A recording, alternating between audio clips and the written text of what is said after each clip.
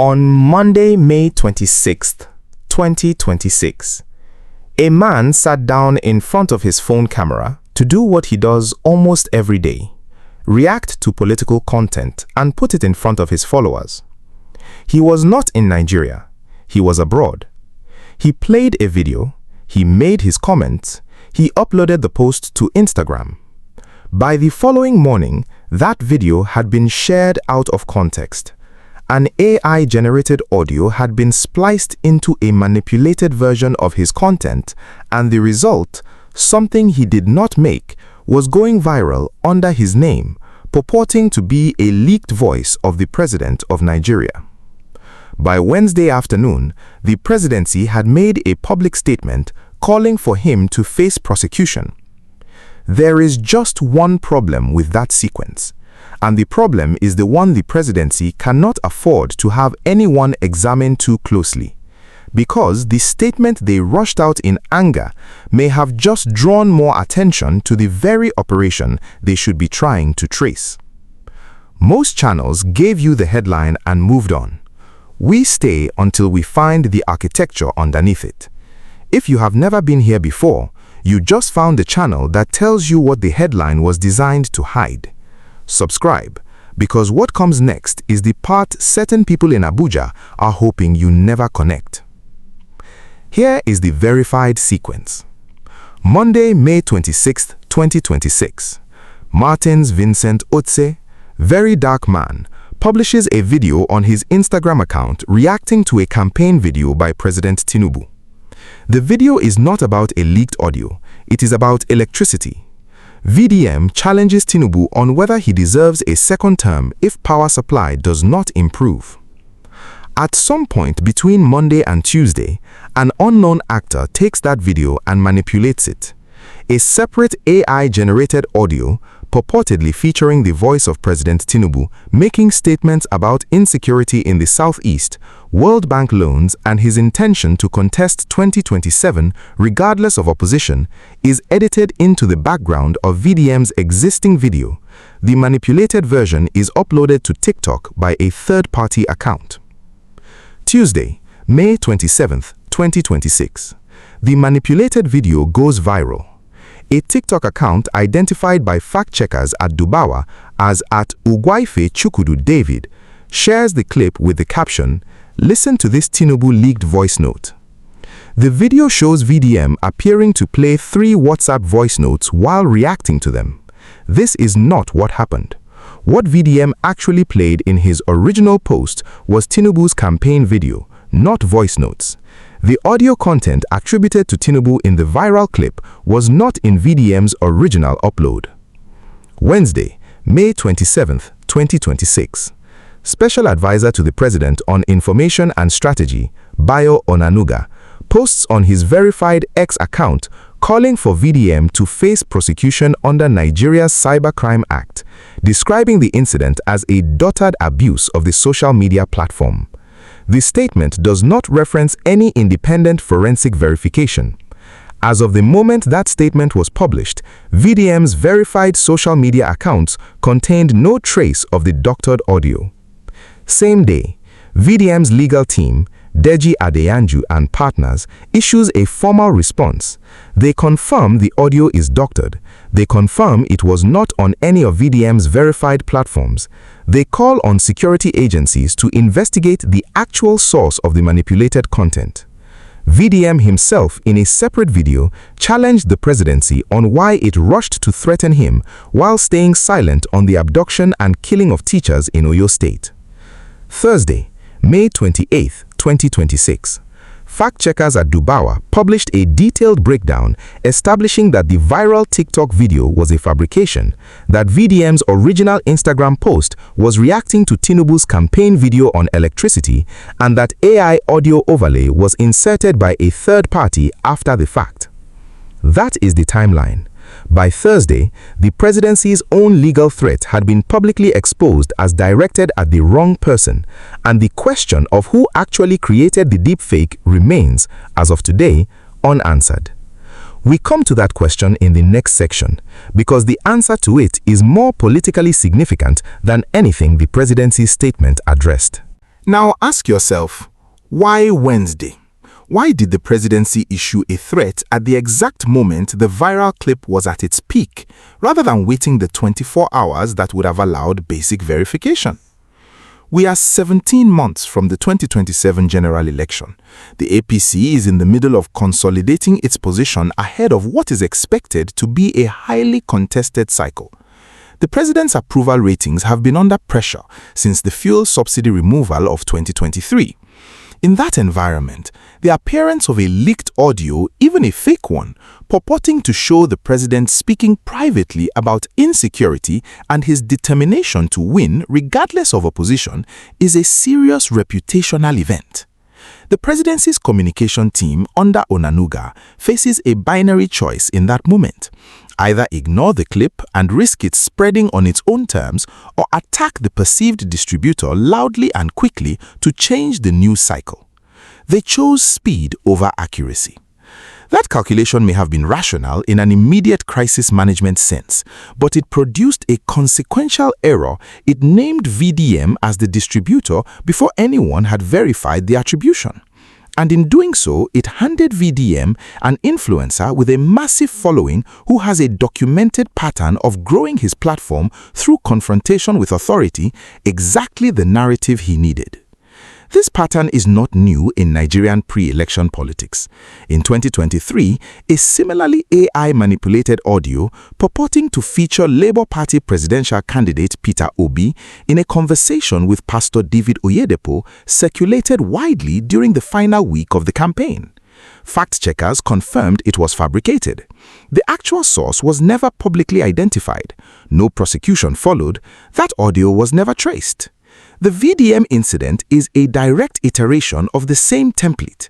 AI-generated voice content inserted into a political figure's surrounding media environment, timed for maximum spread with no fingerprints on the source. But what I just told you is the version that fits the immediate news cycle. The deeper question, the one nobody in Aso Rock's statement is answering, is who commissioned the original doctored audio? Because whoever created it was either trying to damage Tinubu by spreading it or damage VDM by attaching it to him, or both simultaneously. That is a political operation, and it did not start with VDM.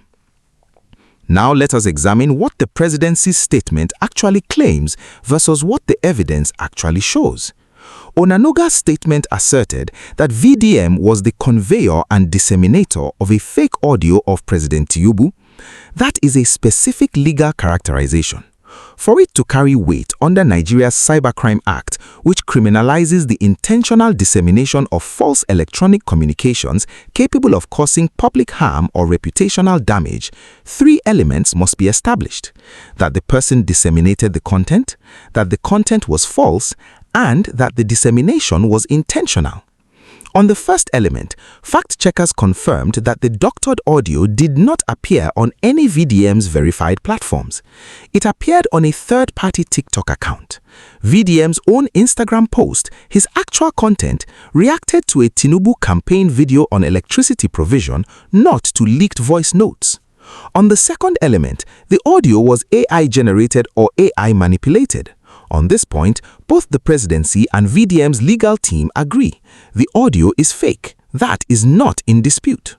On the third element, intentional dissemination by VDM, the evidence as publicly available does not support the assertion. The doctored audio was created by splicing someone else's AI audio into VDM's existing content. Read that again slowly. The presidency threatened legal action against a man for allegedly spreading a fake audio without first establishing that the man in question had spread it. The audio was real in the sense that it existed. The attribution to VDM was not. Deji Adeyanju put it plainly. Despite the resources available to the presidency, adverse comments were made about their client without proper verification of the facts. That statement from VDM's own lawyer is a roadmap of the evidentiary problem the government would face if it actually pursued this in court. If what I just laid out changes how you read this story, drop a comment right now. I want to know where you stood before this video, because what comes next is going to change it again. Now let us look at what this episode does strategically for each of the actors involved. For VDM, it does three things simultaneously.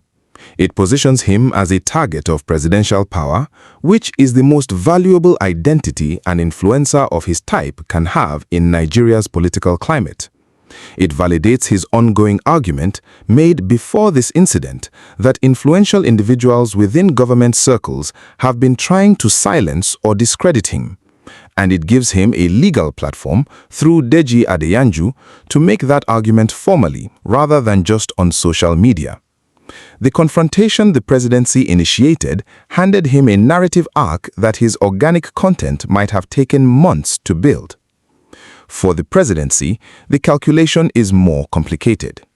On one front, it established a posture of defending the president's image aggressively, which has short-term domestic utility.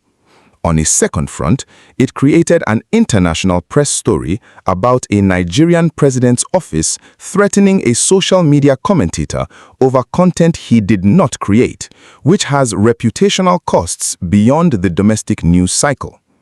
On a third front, it drew more attention to the actual content of the AI audio, the claim that Tinubu intends to run in 2027 regardless of opposition, that insecurity in the southeast is not his priority, than a silent non-response would have. For the unknown creator of the doctored audio, the operation has been remarkably successful. The content spread. It generated a major news cycle. The attribution fell on a third party, and no official statement from the presidency called for investigation into the audio's origin, only for action against VDM. That asymmetry is worth sitting with. The presidency called for prosecution of the messenger. It did not call for investigation of the manufacturer. Now, test the assumption embedded in everything I just told you. The entire political calculation above assumes the presidency made this error through haste. But what if the rush was the point? What if naming VDM loudly and early was designed to fill the information space with a counter-narrative before the audio's actual origin could become the story? I am not asserting that is what happened. I am asking you to hold it as a live question because it changes the architecture of everything. This story is not only about VDM and Aso Rock, it is about an infrastructure. What the VDM incident reveals is that Nigeria's pre-election environment has arrived at a specific and dangerous threshold. AI-generated audio of political figures is now cheap to produce, impossible to trace quickly, and structured to exploit the gap between the speed of viral spread and the speed of verification. The presidency's own response confirmed this. By acting on the TikTok version before checking VDM's verified accounts, something that took fact-checkers at Dubawa a matter of hours, the government demonstrated exactly the vulnerability that sophisticated political disinformation operations are designed to exploit. This is not a Nigerian problem in isolation. Deepfake-related political incidents have been documented in more than 38 countries in a single year, according to research for cybersecurity firm Recorded Future. The common pattern globally is the same. Content is generated, attributed to a credible-seeming intermediary, spreads before verification, and the actual source is never traced. What is specific to Nigeria is the combination of a massive, highly politically engaged social media population, a legal framework, the Cybercrime Act, that creates criminal exposure for content distributors without requiring proof of intent, and a 2027 election cycle in which the stakes for all actors are existential. For Nigerians in the diaspora, this story carries an additional dimension. International coverage of a sitting president's office threatening criminal prosecution of a social media commentator over content that commentator did not produce will be read through a press freedom lens.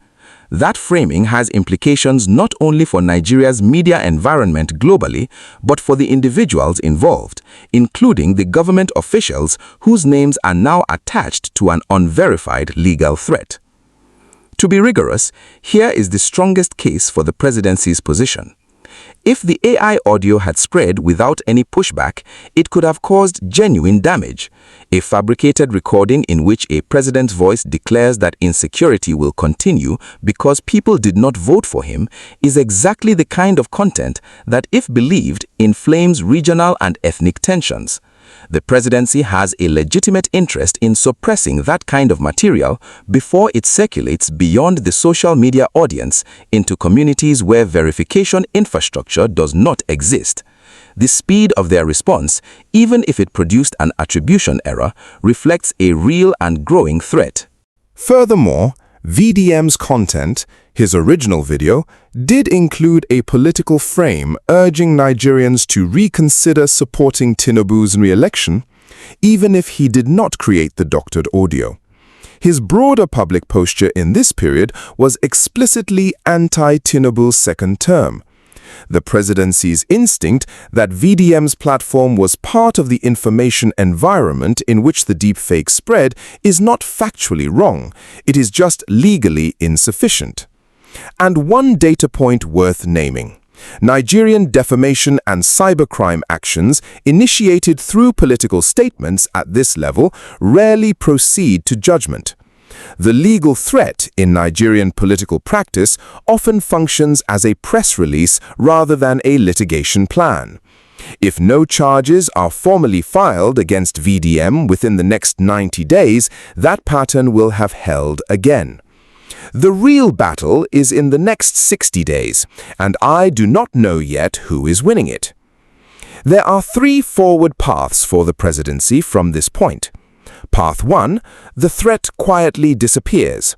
No formal charges are filed, the news cycle moves on, the doctored audio is forgotten. This is the most historically probable outcome given the pattern of Nigerian political legal threats at this level. The cost is that the unanswered question, who made the audio and why, becomes a permanent piece of unresolved pre-election information. Path 2, formal legal proceedings are initiated against VDM under the Cybercrime Act. This would require the prosecution to establish that VDM intentionally disseminated the content, something the available evidence does not currently support. A court process in that environment would become a public spectacle with significant free speech implications, international scrutiny, and a discovery process that might surface more uncomfortable facts about the audio's origin than the presidency once examined. The path that ends this story on the presidency's terms is a credible, independent forensic investigation into the audio itself, with findings published. That would shift the frame from government threatens critic to government takes AI election disinformation seriously. It has not happened. Its absence tells you something. Three signals to watch. First, whether formal charges are filed against VDM in the next 60 days. If they are filed, it means the presidency is willing to sustain this confrontation in a legal environment where the evidence does not obviously support their position. If they are not, this was a warning shot, not a prosecution strategy. Second, whether any Nigerian security agency, the DSS, the Police Cybercrime Unit, or the NCC announces any investigation into the source of the AI audio. If that announcement comes, it means someone in the system is taking the infrastructure question seriously. If it does not come, it means the operation that produced the audio has succeeded and escaped accountability. Third, watch VDM's follower growth trajectory over the next 4 weeks. If his numbers accelerate significantly, the presidency's intervention has functioned as the most effective advertising campaign his channel has ever received. At the beginning of this video, I told you about a man who sat down in front of his phone camera on a Monday afternoon and uploaded a video about electricity. By Wednesday, the presidency of Nigeria had publicly threatened to prosecute him for content he did not make. The deeper truth underneath that sequence is this: someone engineered a piece of AI audio, attached it to an innocent man's existing video, and released it into Nigeria's information environment 17 months before a presidential election.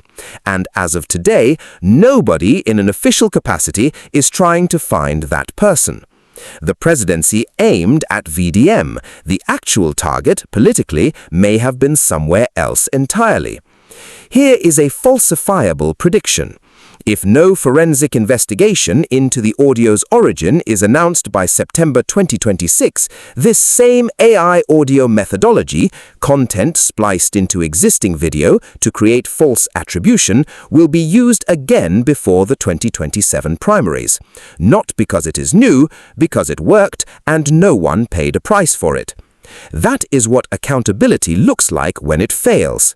Someone creates a political weapon, deploys it, walks away clean, and the response of the people with power is to prosecute the person it landed on instead of the person who threw it. You now know something that most Nigerians watching the news tonight will never be told. Share this with one person who is trying to make sense of what is actually happening in Nigeria's pre-election information space. Not for the views, because an informed electorate is how this changes. Argue with it, push back, bring receipts. That's how accountability works. This is Naija Unmasked. Nothing stays hidden here. I will see you in the next one.